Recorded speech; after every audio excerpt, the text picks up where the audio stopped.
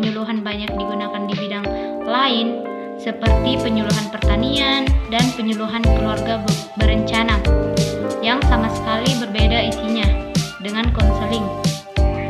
Maka agar tidak menimbulkan salah paham, istilah konseling tersebut diserap menjadi konseling. A. Konsep bimbingan. Pengertian bimbingan. Kata bimbingan merupakan terjemahan dari guidance dalam bahasa Inggris.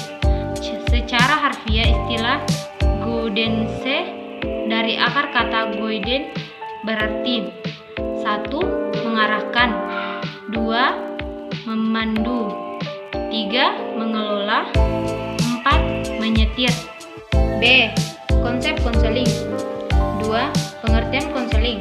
Konseling berasal dari istilah Inggris counseling yang kemudian diindonesiakan menjadi konseling. Sedangkan secara etimologi, istilah konseling berasal dari bahasa Latin, yaitu consilium, yang berarti menerima atau memahami. C. Hubungan bimbingan dan konseling. Kedudukan dan hubungan bimbingan dan konseling terdapat banyak pandangan. Salah satunya memandang konseling sebagai teknik bimbingan. Dengan kata lain, konseling berada dalam bimbingan. Pendapat lain yang mengatakan bahwa bimbingan memusatkan diri pada pencegahan masalah yang dihadapi individu. D. Perbedaan konseling dan psikoterapi. Konseling menekankan pada pencerahan yang rasional, pemecahan masalah dengan bantuan terhadap tekanan situasional. Psikoterapi biasanya masuk pada keterlibatan yang lebih mendalam terhadap kepribadian individu dan menyangkut perbaikan beberapa kondisi perilaku yang serius seperti mengadakan perawatan mental. E. Fungsi bimbingan dan konseling. Ada beberapa fungsi bimbingan dan konseling, yaitu sebagai berikut: fungsi preventif, fungsi kuratif atau korektif, fungsi privat, fungsi terapi, fungsi developmental, fungsi penyuluhan, fungsi penyesuaian. Bimbingan dan konseling. Perkembangan di sekolah. A. Definisi bimbingan dan konseling.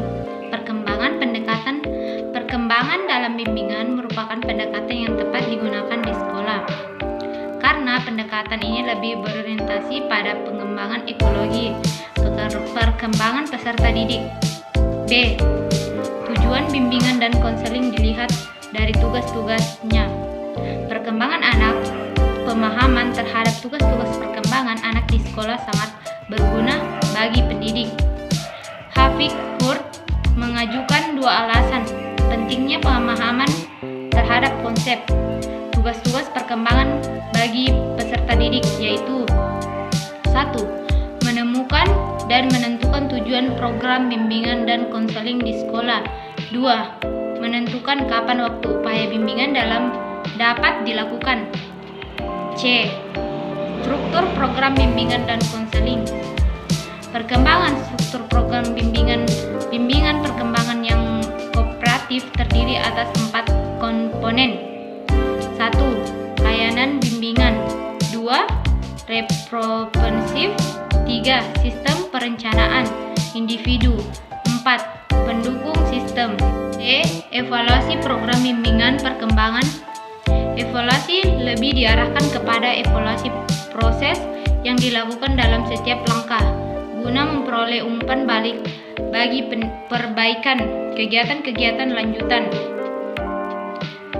Tour dan Kotman merekomendasikan pelaksanaan evaluasi untuk menggambarkan praktek yang tengah berlangsung. Karakteristik siswa. Infotrik, momen, keuangan material, perkembangan dalam sumber-sumber politik yang ada dalam pelaksanaan program, dan kebutuhan pemakai. E. Karakteristik bimbingan dan konseling di sekolah. mencermati karakteristik bimbingan dalam konseling di sekolah dasar tergambar bahwa intervensi layanan bimbingan di sekolah dasar lebih banyak dilakukan melalui orang-orang yang beraktif dalam kehidupan anak, orang tua, dan guru. Fungsi dan peran guru sebagai pembimbing. Sebagai guru kelas yang mengajarkan mata pelajaran, guru pada dasarnya mempunyai peran sebagai pembimbing. Selain tugas utama mengajar, guru juga mempunyai fungsi dan pelaksanaan program bimbingan di kelas yang menjadi tanggung jawabnya. Bahkan, Muro dan Kotman mendapatkan posisi guru sebagai unsur yang sangat kritis dan implementasi program bimbingan perkembangan. Guru merupakan gelandang terdepan dalam mengidentifikasi kebutuhan siswa, penasehat utama bagi siswa.